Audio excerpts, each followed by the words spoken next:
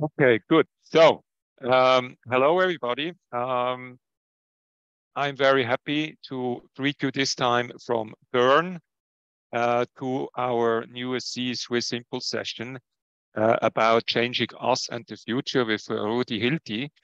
I'm mentioning this Bern because I'm at the Polish Economic and Scientific Business Forum, a great event actually.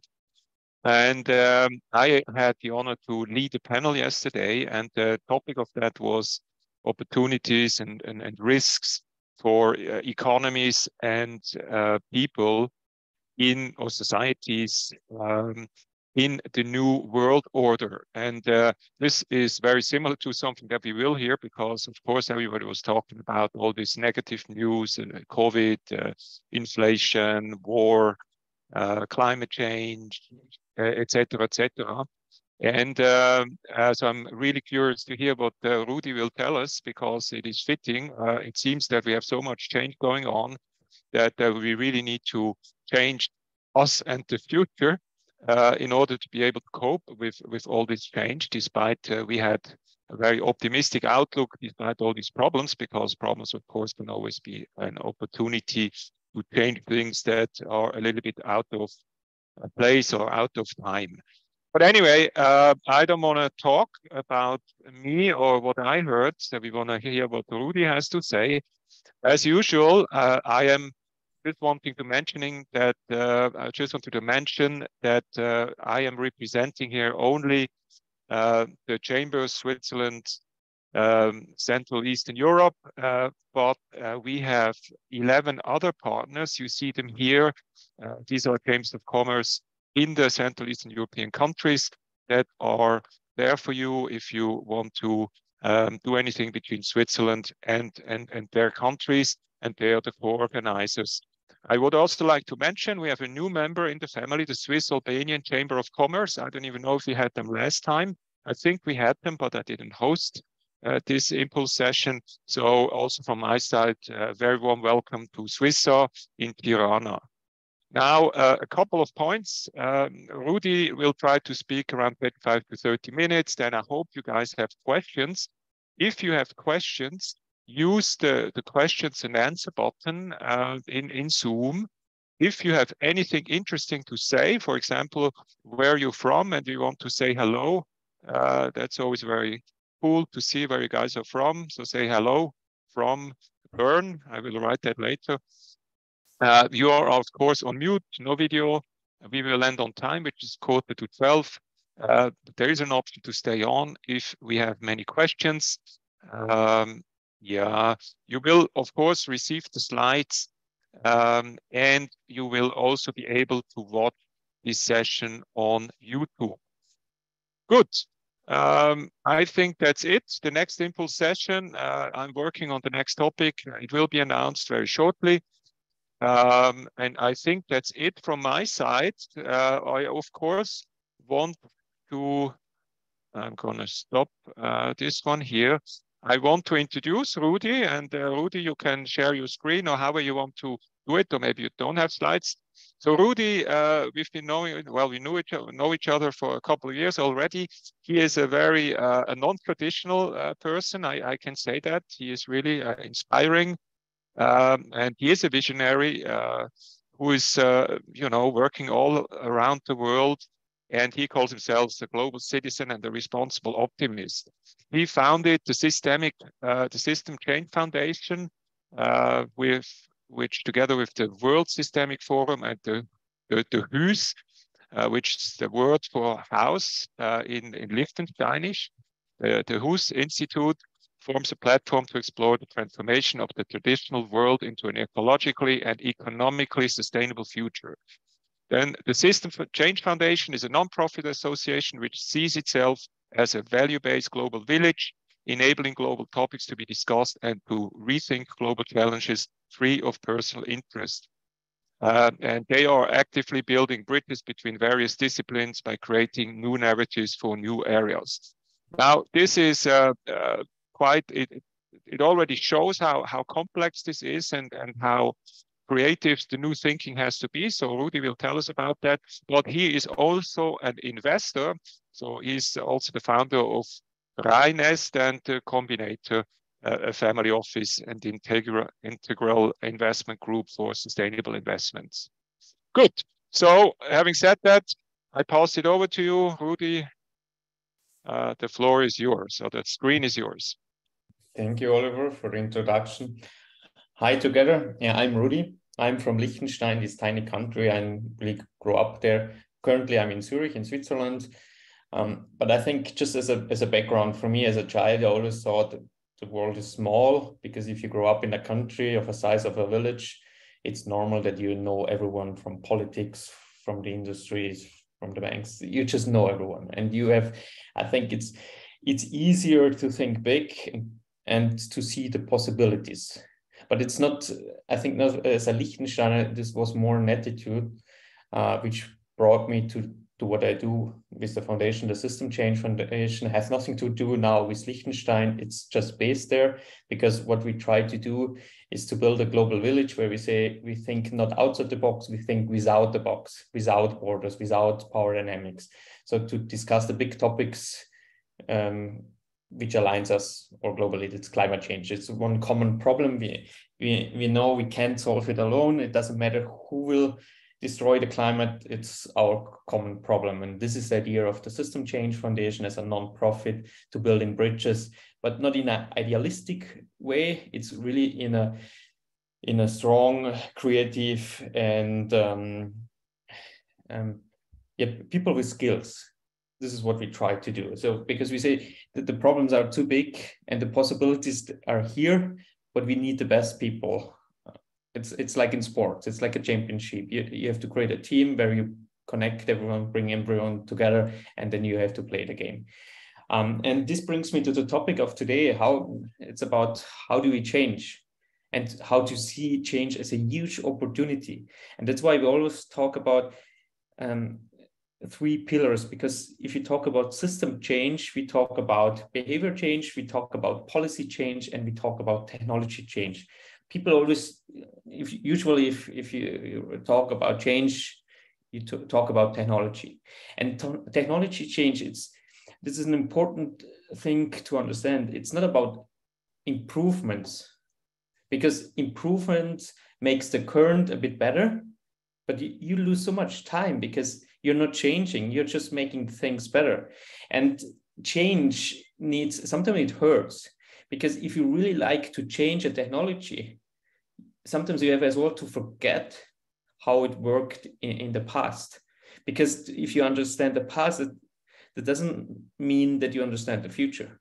Usually, if something is very disruptive, it's someone with talented people from another segment are coming into a new segment and disrupting the whole thing, because they think differently. And I think this is the important mindset, or the important attitude you have to bring with if you would like to change things. And especially now, there's so many problems in our world, especially with fossil fuels. And if you would like to get rid of it, we have to get radical in something new, but in something which works. And in the long term, you have to compete with the prices, with the global prices. But then you can bring in, how does this work? How is the price coming together? And all these possibilities, you have to see them, and then you can work on them.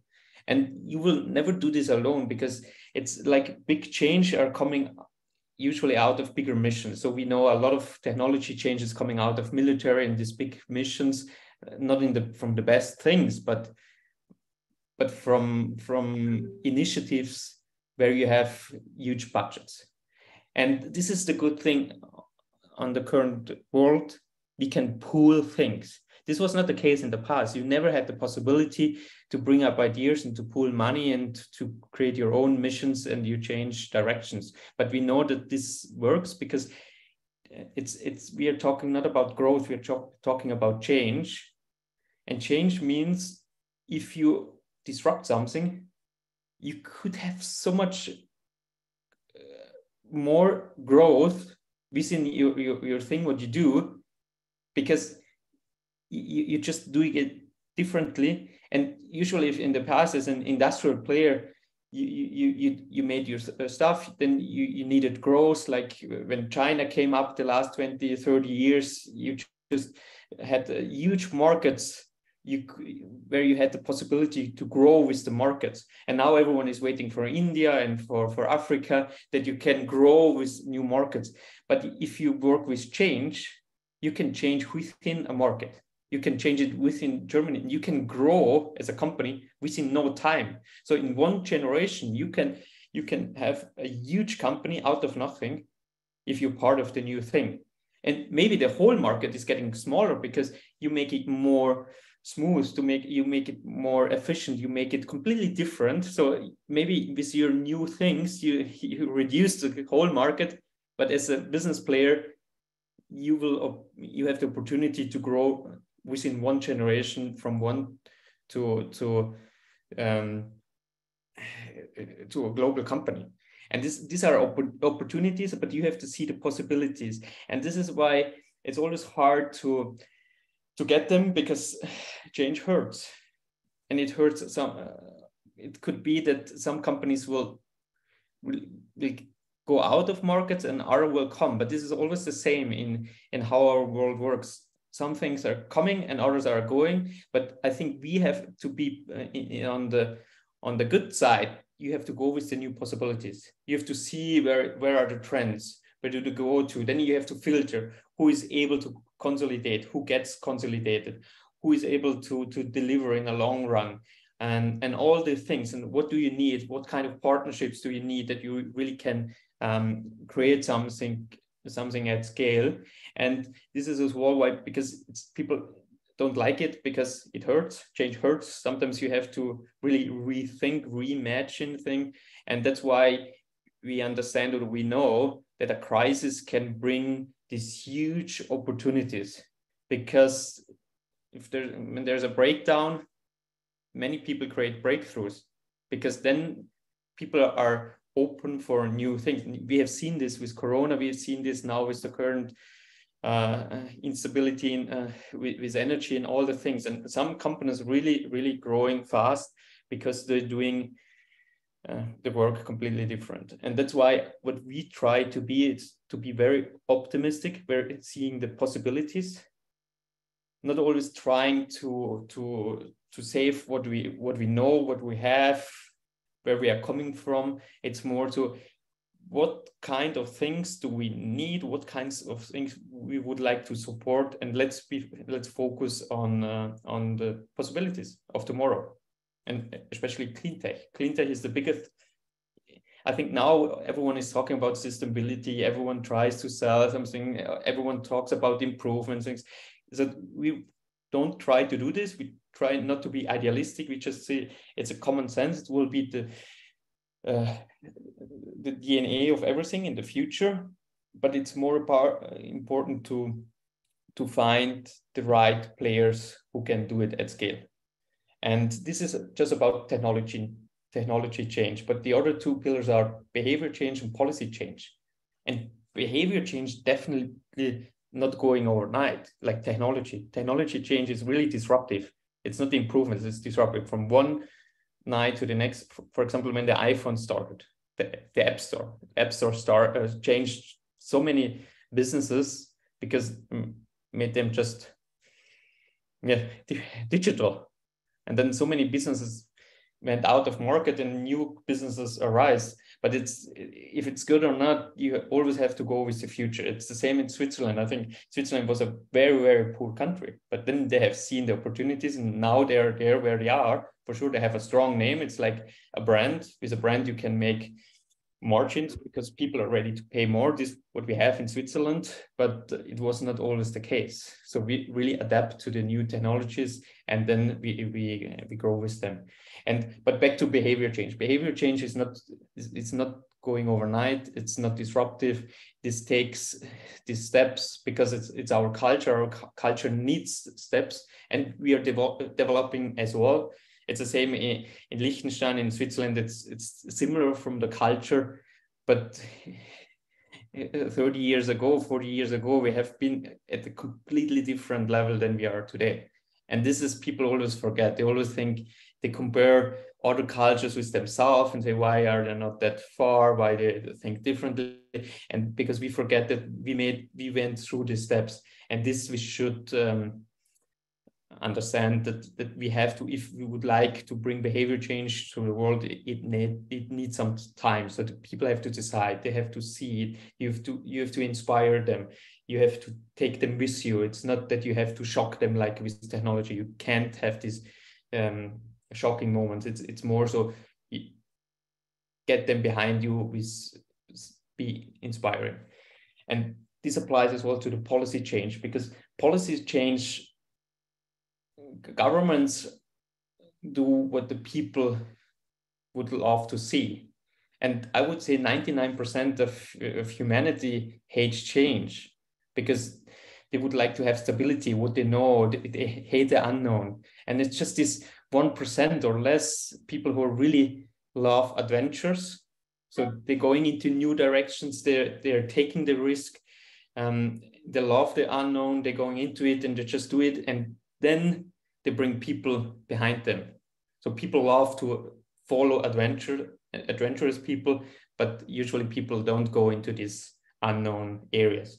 And this we have to understand as well. So we have to take the people with us, and then we can change the policies as well. But the policymakers will not go too fast into the future because they would lose the people, and they know that. That's why we should not wait for the policymakers to solve the problems. We really have to do it from as well from business side. We have to create opportunities, and we have to share these opportunities with the people, that they believe in it, that they see the future, that they see this is a good direction where we all could go to. And this, when I summarize the whole thing, I think what I would like to say, it's not the linear approach which makes us successful. If we improve the thing, we can think linear because we make it better. But if you do this wrong things better, they're still wrong. This we should understand. That's why sometimes we really have to think non-traditional. So we have to see the possibilities, and then we have to follow the possibilities, but not idealistic. This is what I mean. It's really with the best people, with the talented people we have. So we support them. We should go into, it's a skill-based access. And this is what I'm speaking as an investor. What we are looking only on the people, because everything what that is right in a pitch deck and things it's important, but not so important like the people who will fulfill it. And they're allowed to change their ideas as long as they wish, because they should know it better than the investors, because the investors just help the talent to create something which potentially could work. So going into these new directions with support, because money is it's like energy. You need a lot of energy to change things, but it's definitely not the driver. And the driver are always the people and talented people. And then what we have to understand as well, that we have in this world, we have to collaborate. It's not our world works in networks, especially since the digital age. It's everything connected. And now we understand, if you would like to be successful, if you would like to change markets, if you would like to be part of the change, you have to collaborate. You have to collaborate as well with different, so from politics to universities to there's so many opportunities to collaborate, and I think this is a big opportunity. And then as well, you have to share your things with the people, and then you have to collaborate with the influencers, with people with reach, with organization with reach. And I think to see this all these possibilities, you have to be creative. You have just to be open, radical open for. But could be, why not? And this is, so I open it up to questions. Very looking forward to speak with you together instead of creating here a monologue.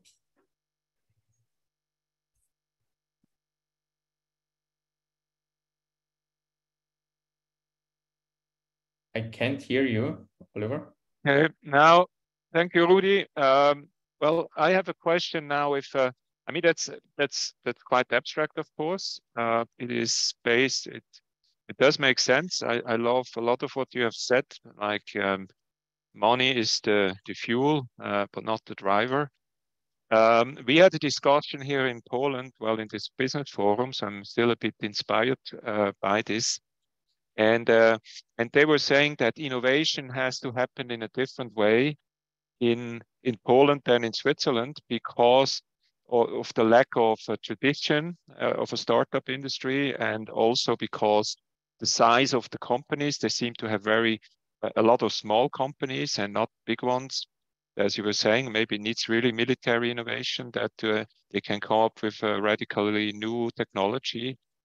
And it was also a big discussion about the role of, let's say, the policymakers or the governments in order to kind of like, you know, create a new future. I mean, how would you describe, you know, the role of the government versus the role, I mean, you touched a little bit versus the role of the companies. I think what a government can do is to create a mission. So they can help to lead people, to create incentives that people create, that they start to dream. So Walt Disney said, dream it, make it. And I really believe in this. I think because everything, when you start with something, it sounds crazy. And when it works, it's the new normal. But it always starts as a crazy idea. And some people are able to do crazy stuff and they can deliver. Not everyone who has a crazy idea will deliver, but if you filter and you say, if you support talent with innovative, crazy ideas, you can create real change. But for this, you have to, or what we see it is always good people are surrounded by good people. And this you will find, you just have to find a way that you can access to these networks. And I think a government has to be as well very open to support these networks, to create incentives, but to make them as well, to help them to be open, that they know they can reach out, or that they can go back, that they have an open door, and that they can create together. It's like to creating this collaboration and this partnership. So you need this open door politic. Especially if you're, yeah. But this is it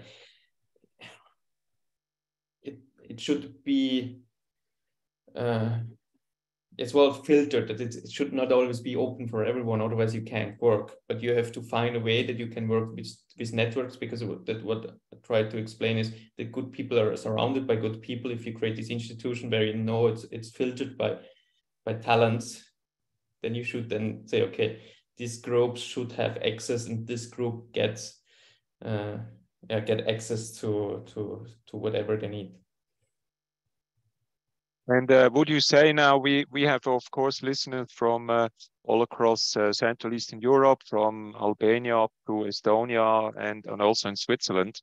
Would you say that it's kind of like the change, or let's say the initiation and maybe also the development of the change you're talking about here can come from everywhere, or do you see challenges in different countries? It's kind of like, you know, Switzerland is the most innovative country, and maybe, I don't know, Argentina right now could not maybe contribute so much. Now, not talking about one of our countries, but or do you feel it doesn't matter? Yeah, it depends. I think sometimes it's difficult. Like in Switzerland, I see a huge problem because so many things are too established. So if you have something which works good, you can make it better. In Switzerland, definitely, because they're amazing in improvements, because there's already so many things that are fixed. And this is a problem for real change. There I would see differently in a country which is not so established, is so much more open to let it go, because you see the same, so many things we do is as this has not always, but young people are more open for these new digital tools, and everything which is digital for me, it has to be super easy, super lean, super simple. I hate to read how it works, because for me, if I would like to use something, I have to understand it immediately. And every click too much is horrible. It's like that's why I love this gamification. A gamer would never accept a game which is not lean. And this is how we have to build our institutions. But in an established country, it's impossible, because there are too many cooks trying to do their own, and then you connect it and it's not working, and it's a bit paper-based, and then you fix it, and then you have all the problem. But you still have so many people who hate change, who hate it if you make it different, because they're used to it. So it takes so a long time until you have a critical mass of people who would say stop it. But in another country, which is less established with this traditional organization, they can be more disruptive. They can say, okay, no, let's start from scratch. Let's do it smooth. Let's do it full digital, but not trying to create something which we had paper-based, to digitalize it. It's to put it away and say, how should it be? And how could it be if we do it with a different technology? This is why as well, that's why what I try to explain with change and with growth. If you disrupt the market, it's not your competitors who are dangerous. It's other companies who enter your market and just see the opportunity to do it differently. What you see is all these banks and things, when other businesses are jumping into markets, this we could do better. Or what we have seen, for example, with energy data management. It was not the big energy companies working it. It was people who worked for Amazon web stores, and they did. Now they're doing energy data management, but they understand big data.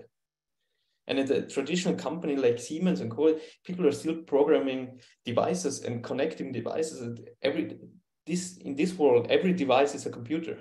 A smartphone is a computer, and a small computer has no cost. And every computer people are looking for a web-based program. And then you create a data management. But this is why it's difficult to explain this if you are used to program small devices. There you need people who understand software, but big data software, so web stores and things like this. And for this, I always try to say, just be open for the possibilities. And we also discussed this, and please feel free to add questions in the question box. But I'll keep going because I find this very interesting. We also discussed about IT. We had the CEO of a huge Polish company, Comarch, and 20,000 people. Also a good story. They started like 20 years ago with like 2 developers, and now they got 20,000 people alongside, of course, the development of Poland by itself. But my question to the guy was, IT is solving everything. Would you say, Rudi, does at the basis of the change that we need to see, it has to be technology based? No, I think IT will be super lean in the future. I think it's differently. That's why I'm more so a fan of what I mentioned, gamification, making this thing easy, trustful, holistic. And I think it's not, I think we will have less IT or less devices, less things, because we can access it easier. Everything will be more. That's why I'm a friend of big data, because I think data will bring us transparency, and transparency is exactly what we need. And then we can create as well new business models out of transparency. We see it now with new trends with carbon, CO2 markets. It's really complex. There's so many bad players, there are good players, but we will see a lot of opportunity in these markets. But we need information. Without information, without transparency, we can't create a market. But what I try to say is, I think it's more good IT or software and less smaller things. So it's not, I think there you have to try to, how can you be part of something which is lean and works smoothly, instead of just trying to fix the small things. Interesting. I think now with all your organizations, explain how this systemic change foundation, how are you, and you also in the title we have changing us, and of course you probably want to kind of like demonstrate or take the people along and kind of like motivating us all to change in a certain way. But the things you're doing with your organizations, maybe you can explain a little bit what how you do this with the people around you. So I think the non-profit it's based in Vaduz to really create a place or a global village where we say we can discuss big things without having an agenda, national agenda, because it's too small. There's no military, there's no secret service, there's nobody who tries to get data from another nation or something else, but it's a trustful country because it's powerful, it's strong business-wise. And this is an important factor as well, because in so many terms, it's not about what you say, it's always who says what. It's the same if you have a famous people who can pull, like, or some of the big American, like an Elon Musk, if he announced something, he gets the money together, because it's something else if he shares an idea, or someone in Europe just present something, so nobody would accept the craziness of a European compared to an American crazy dude. This is what we try to do just with Liechtenstein. Say, okay, it's a country which is a very successful country, so that's why it's a good hub to ask questions. But what we not try is to answer the question. It's more to bring them up and to connect networks. So we are like a network of networks. For example, last Friday, we had a meeting with FIFA. I think FIFA, it's not about what they did in the past, it's about the future. I think I don't know another organization which reaches more people than the World Cup. They're reaching out to half of the population globally. It's crazy. And this is what we try to do. We try to connect networks and bring them together and say, how can we change? And as we think in 3 different pillars, so in behavior change, in policy change, and in technology change, we are looking for different partners. And what we have, for example, as well, one partner is the Opera House in Berlin with Daniel Barenboim, a famous opera house. But it's a good place because it's in a traditional world, it's very, very famous, very accepted, and we try to connect 2 worlds. But you need this special house, like opera, like the concert, and then you can raise questions, which sounds crazy, but in the beginning, everything sounds crazy. And people, first you have to find a way that people listen to you, then that they start to accept you, that they stop to fight against you, because this is usually if you come up with something new, the traditional world tries to fight against you. But in the long run, they will accept what works. It's the same here in Switzerland. I think the only business people of the 100 years ago did textile. There's no textile company left, but all the big players have been part of textile. So things are changing, but you see it usually only if you look back, you think how the things have changed. But if you're within the time which are changing, people hate to accept it. That's why we need these breakdowns before we have a breakthrough, because then people have to accept it. It's like after a crisis, people are more willing, or they have to let things go, and then you have time and space for the new. And this is now as well, these opportunities we just have to be open for the new things. Yeah, but back to how we do it. So we are like a bridge builder, playing this game that we say we have no agenda, so we can build a global village working. We never try to be world famous or reaching out to the world, but we try to reach out to networks who already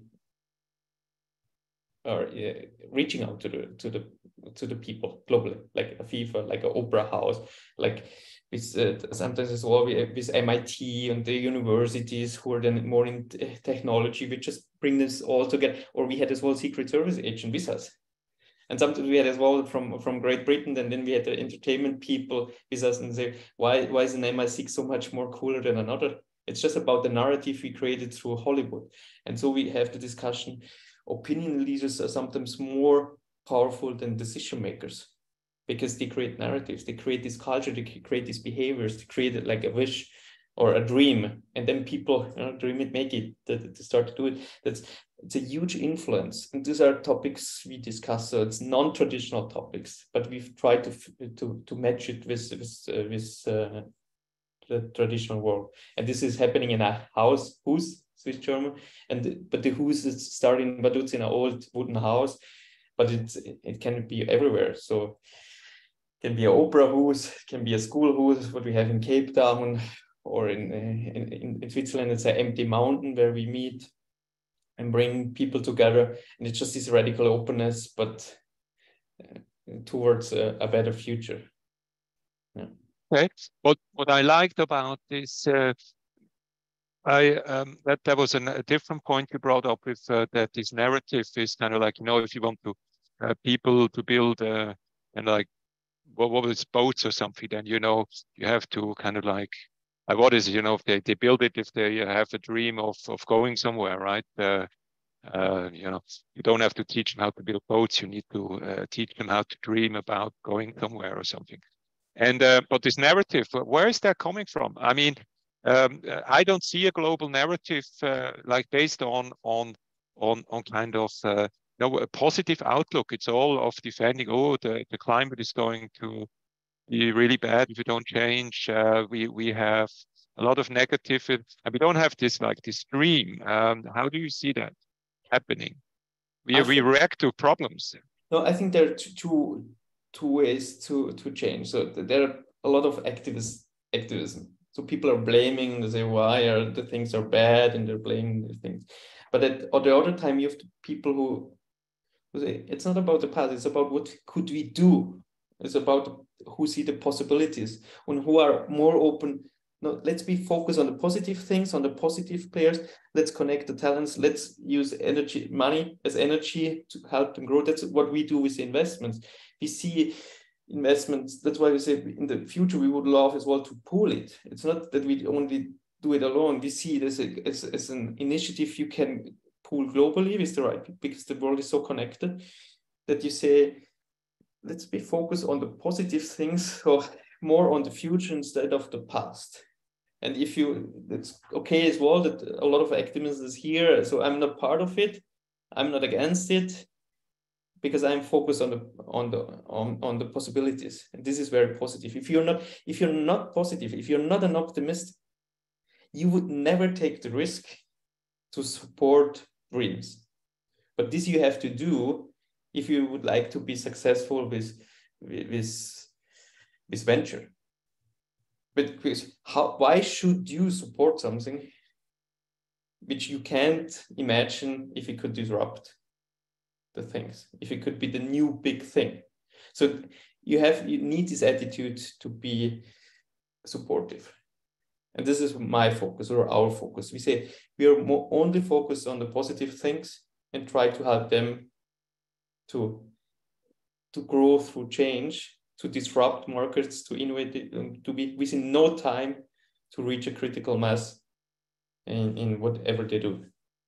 And this you see that for example, in energy, it's a huge market which is changing, and you will not participate with the growth of people or markets. You grow because you disrupt, and this is the big opportunity. One element that you mentioned is how, I mean, we need to change, which means everybody listening here. Not everybody's an Elon Musk, I guess, and maybe also not a Rudi Hilti with your visions and your approach. But what can you advise us a bit how we can on a little day, you know, you get up and you do your things, you go to bed. We all behavioral animals, so do the same things all the time, the same way. How can we change? I think what is definitely important to be an optimist, but not stupid. So I think it's always people. We have to accept the new only would work if it makes sense. So as well, from the price, you have to bring the price down, that people will consume it and it will stay in the market. But I think what makes sense is to see what kind, because trends is something that can be very risky things, because everyone would like to be part of a trend, and this is not possible. And usually if it's a trend, if it's too trendy, you pay too much for what you get. And there's nothing, so people just sell bullshit as the new reality, as new things. And there we have to filter about, okay, where is the world going to? What kind of direction is this going to? What is important? And how can you participate? And that's why like create a mission. How can you be part of the things which are important of the future? And then you can try to do the things as well, lean, but better. And this is what I see these organizations, because if you have a global company this day, it's really hard to pay for the whole infrastructure we have, the whole structure. It costs tons of money. And in the past, it created you like power because you've been a global company. But in this world, through this collaborative work, young companies have the same benefits, but less costs, because they're organized so much better, so much leaner. But the customer has no clue if it's a traditional big company or it's a young company, but they have the same global access. And I think there you have to be open for how can you access the world through quality product? How can you collaborate with others? Sometimes you have a benefit if you're cheaper than expensive countries, but you have good people. You can create a good life for them, but you open the markets for them globally, because it really doesn't matter nowadays where you are, especially in the tech world. There's so many there all over. You see this same in teams, young companies, they have employees from all over the world, because it's not so important anymore that everyone is in the same village and everyone is in the same company. So you have to create a team spirit that people feel like this togetherness, and that they have the same vision, and then the work, it's this passion. Without passion, you can't be successful, because you need this extra mile. That's why I always compare it with sports. I say in sports it's like if you would like, it's like really hard fight. You have a team, the team has to play together, but then they have to go the extra mile, but emotionally. That's why you have to need this passion.